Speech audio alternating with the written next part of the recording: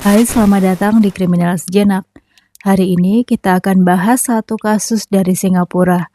Kasus yang bahkan setelah vonisnya keluar tahun 2025, masih bikin banyak orang di sana tidak habis pikir.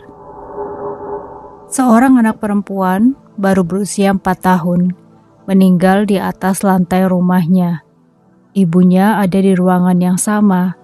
Pacar ibunya juga ada di sana. Seorang teman mereka juga hadir malam itu. Tapi tidak ada satupun yang memanggil ambulans atau menelepon polisi.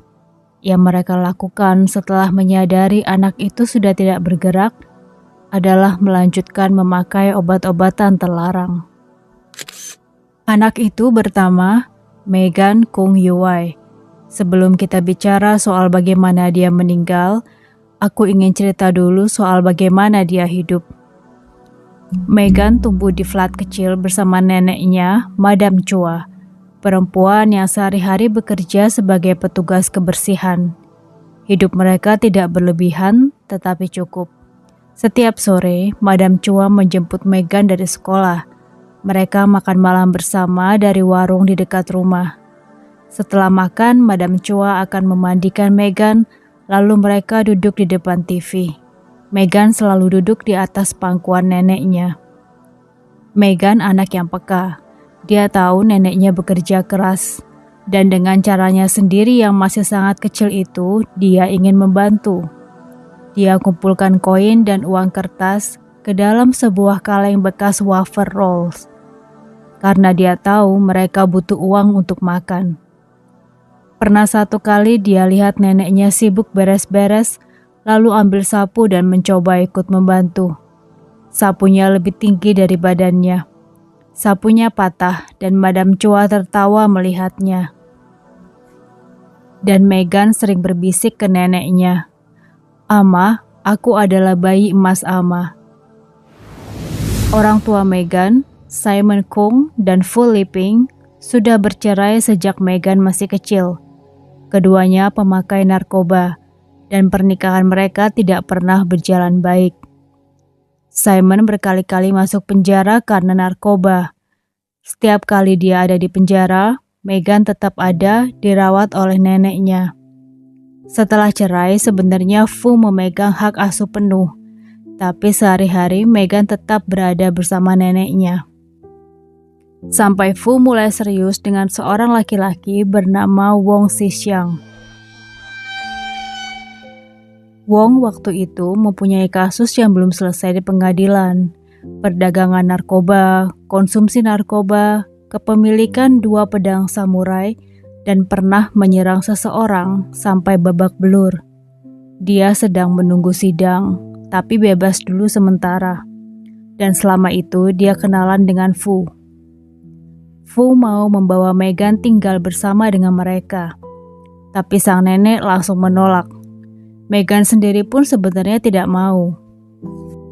Di awal 2019, Fu mulai membawa Megan ke tempat tinggalnya bersama Wong. Dia pergi ke sana setiap akhir pekan, dan disitulah semuanya dimulai. Megan dicambuk setiap kali dia mengompol di kasur atau di sofa. Beberapa bulan kemudian, Megan datang ke TK-nya setelah sebulan tidak masuk. Tubuhnya penuh memar dan bekas luka. Guru-gurunya langsung lapor ke lembaga sosial yang mengelola sekolah itu. Laporan itu lalu diteruskan ke badan pemerintah yang mengawasi pendidikan anak usia dini. Tapi laporannya tidak menggambarkan keparahan luka Megan dengan akurat. Padahal ada satu lembaga yang punya wewenang langsung untuk memindahkan anak dari situasi berbahaya. Lembaga itu tidak pernah diberitahu sama sekali. Yang ada justru laporan internal yang menyimpulkan kalau Megan tampak bahagia. Tidak ada luka baru, dan Fu digambarkan sebagai ibu yang kooperatif.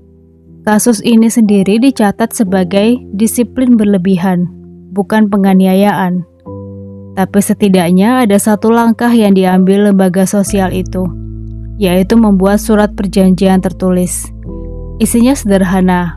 Megan tidak boleh menginap di tempat Fu dan Wong, hanya boleh di rumah sang nenek, dan Fu menandatangani surat itu. tapi kemudian dia melanggarnya. Sebelum kejadian yang mengerikan itu terjadi, ada percakapan yang sampai sekarang tidak bisa dilupakan Madam Chua. Suatu hari, waktu mereka sedang makan, Megan tiba-tiba berbicara. "Ama, aku tidak mau kembali ke rumah cantik itu." Sang nenek bertanya, "Rumah cantik yang mana?" Megan bilang, "Rumah tempat Mama dan Wong tinggal." Fu dan Wong waktu itu menyewa unit di sebuah kondominium di kawasan Paya Lebar. Gedungnya baru dan tampak bagus dari luar. Madam Chua hanya memeluk cucunya dan bilang, "Jangan takut, Ama ada di sini. Ama akan lindungi kamu." Dan janji itu tidak pernah bisa dia tepati. Akhir 2019, Fu datang ke sekolah dan menjemput Megan, lalu tidak pernah mengembalikannya.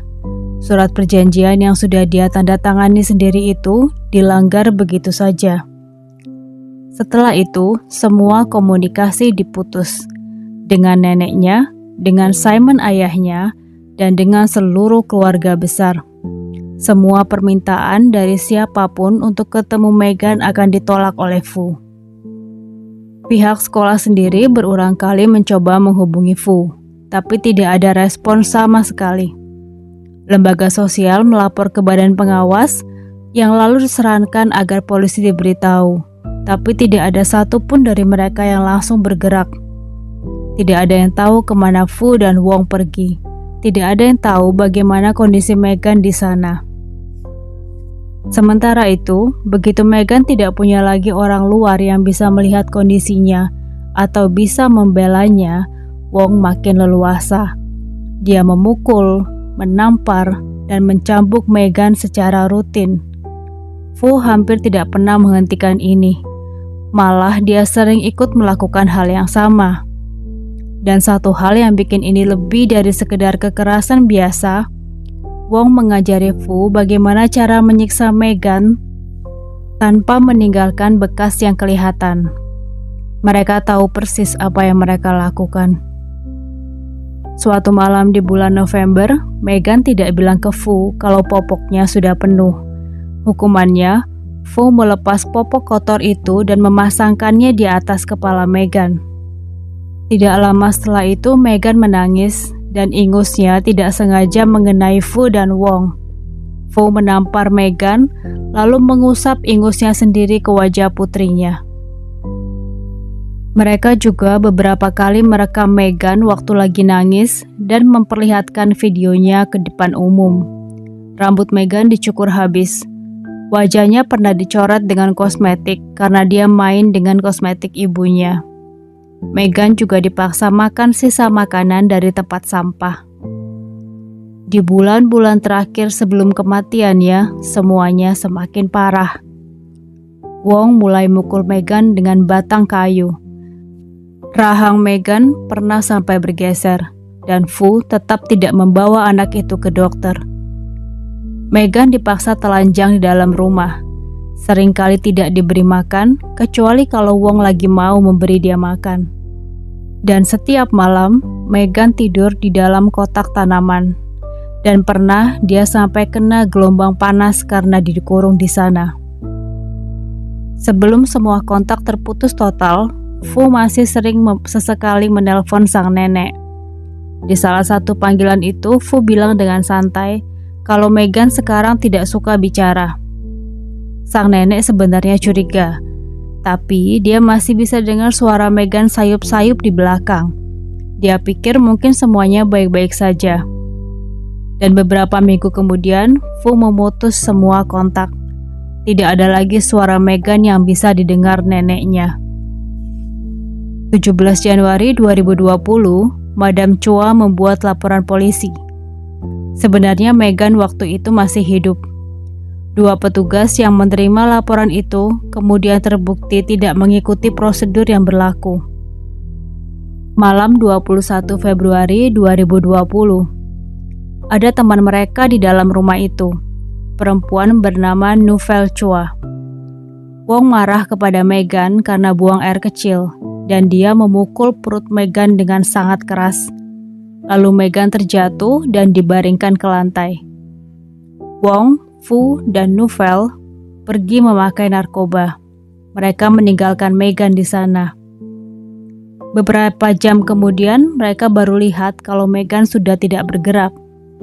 Bertiga mereka mencoba melakukan CPR dan mencoba menyetrum Megan, tapi tidak ada yang berhasil. Mereka tidak menelepon siapapun, karena mereka sangat takut kalau mereka ketahuan melakukan sesuatu pada Megan dan juga takut ketahuan memakai obat-obatan terlarang. Jadi mereka hanya diam. Tubuh Megan dibungkus selimut, dilapisi plastik bungkus berlapis-lapis, dan dilakban pakai selotip coklat. Dimasukkan ke dalam kotak dan tutupnya disegel dengan semen. Selama hampir 3 bulan, Megan ada di situ. 3 bulan setelah kematian Megan, Wong, Fu, dan Nuvel bawa tong logam besar dan 2 kotak arang ke sebuah bengkel di kawasan industri Paya Ubi. Di sana, mereka bakar kotak berisi jenazah Megan sampai jadi abu. Abu itu mereka bawa ke East Coast Park dan dibuang ke laut. Tidak ada jenazah, tidak ada bukti, dan mereka pikir semuanya sudah beres. 5 bulan setelah kematian Megan, Simon baru keluar dari penjara dan langsung lapor polisi kalau anaknya hilang. Di hari yang sama, sang nenek juga buat laporan resmi. 2 laporan di hari yang sama dari 2 orang yang berbulan-bulan tidak bisa menghubungi Megan. Dalam 4 hari, polisi menyimpulkan kalau Megan sudah tidak ada lagi. Fu dan Wong ditangkap. Keesokan harinya, keduanya didakwa dengan pembunuhan. Dakwaan yang di Singapura bisa berujung dengan hukuman mati. Nuvel ditangkap dan didakwa karena bantu buang jenazah. Proses jalannya ini hampir 5 tahun. Hingga awal 2025, keduanya akhirnya mengaku bersalah atas dakwaan yang lebih ringan dari tuduhan awal. Wong mengaku pembunuhan tidak berencana, ditambah pembuangan jenazah, perdagangan narkoba, dan konsumsi narkoba. Sedangkan Fu mengaku membiarkan kematian anak, penganiayaan anak, dan pembuangan jenazah. Dalam pembelaannya, Fu bilang kalau dia sendiri juga pernah jadi korban kekerasan dari Simon waktu mereka menikah dan juga dari Wong. Dia bilang dia tidak punya pilihan. Wong bilang malam itu dia sedang pakai narkoba dan cuma mencoba mendidik Megan. Hakim Hu Xiaopeng tolak semuanya. Soal Fu, hakim bilang tidak ada kekerasan yang pernah dialami Fu yang bisa dijadikan alasan untuk apa yang dia lakukan ke putrinya sendiri. Dan soal Wong, hakim bilang itu cuma upaya untuk mengecilkan tanggung jawabnya. Vonis dijatuhkan. Fu mendapatkan 19 tahun penjara, sedangkan Wong 30 tahun penjara dan 17 kali cambukan rotan. Hakim bilang rekaman-rekaman penghinaan yang mereka buat itu membuktikan satu hal. Ini bukan kekerasan yang lepas kontrol, ini disengaja. Dan bahkan setelah Megan meninggal pun, dia tidak diperlakukan sebagai manusia. Setelah sidang, Fu diberi izin untuk bicara sebentar dengan ibunya di ruangan itu, sang nenek Megan. Fu memutuskan dia tidak akan ajukan banding. Nuvel Chua masih menunggu persidangannya sendiri sampai sekarang. Simon, ayah yang tidak pernah benar-benar ada semasa hidupnya Megan, baru dengar soal kematian putrinya. Itulah yang akhirnya bikin dia berhenti pakai narkoba. Dia bangun hidupnya dari nol. Sekarang dia aktif bicara di kampanye-kampanye anti narkoba di Singapura. Dan Madam Chua, sang nenek, sekarang tinggal sendiri di flat yang sunyi. Foto-foto Megan sudah dia simpan, tidak sanggup dipandang setiap hari. Sebagian besar barang-barang Megan sudah dia berikan kepada orang lain. Yang masih ada, sebuah boneka Winnie the Pooh, buku-buku laporan dari TK, dan kaleng wafer rolls berisi koin-koin yang dulu Megan isi diam-diam, karena dia tahu sang nenek butuh uang untuk makan. Setiap kali sang nenek melihat anak perempuan kecil di halte bus dekat rumahnya, dia ingat Megan. Megan seharusnya berusia 10 tahun sekarang. Panel review yang dibentuk pemerintah Singapura menyimpulkan ada kegagalan di hampir setiap titik. Sekolah yang tidak melaporkan keparahan luka dengan akurat, lembaga sosial yang salah baca situasinya, dan 2 polisi yang tidak mengikuti prosedur waktu laporan pertama sang nenek masuk. Di setiap titik itu, Megan masih bisa diselamatkan. Tapi tidak ada yang bergerak cukup cepat. Menurut kamu, di titik mana seharusnya seseorang bilang, cukup, anak ini harus diselamatkan sekarang juga? Terima kasih sudah menonton, sampai jumpa di kasus true crime berikutnya hanya di Kriminal Sejenak.